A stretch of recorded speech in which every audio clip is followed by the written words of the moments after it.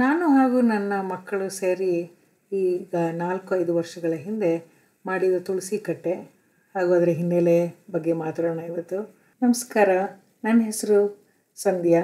ನೀವಿಲ್ಲಿ ಹೊಸಬರಾಗಿದ್ದರೆ ಈ ಚಾನಲ್ನಲ್ಲಿ ನಾನು ಹಾಗೂ ನನ್ನ ಫ್ಯಾಮಿಲಿ ಆ್ಯಂಡ್ ಫ್ರೆಂಡ್ಸ್ ಹವ್ಯಾಸಗಳನ್ನು ಶೋಕೇಸ್ ಮಾಡ್ತೀನಿ. 4-5 ವರ್ಷಗಳ ಹಿಂದೆ ನನ್ನ ಫ್ರೆಂಡ್ಸ್ ವರ್ಣನ ಮನೆಗೆ ಹೋದಾಗ ಅವ್ರ ಮನೇಲಿದ್ದ ಮುದ್ದಾದ ತುಳಸಿ ಕಟ್ಟೆ ನೋಡಿ ನಾನು ನನ್ನ ಫ್ರೆಂಡ್ ದೀಪ ಮಕ್ಕಳ ಜೊತೆ ಸೇರಿಕೊಂಡು ನಮ್ಮ ಮನೆಗೂ ಕೂಡ ಒಂದು ತುಳಸಿ ಕಟ್ಟೆ ಮಾಡಿಕೊಂಡ್ವಿ. ನಮ್ಮ ಮನೆ ತುಳಸಿ ಕಟ್ಟೆ ಮಾಡುವಾಗ ಅದರ ಸ್ಟೆಪ್ ಬೈ ಸ್ಟೆಪ್ ವಿಡಿಯೋ ಮಾಡಿ ಜೊತೆಗೆ ಮೆಟೀರಿಯಲ್ ಲಿಂಕ್ಗಳನ್ನು ಸೇರಿಸಿ ಆ ವಿಡಿಯೋನ ಶೇರ್ ಮಾಡಿದ್ದೆ.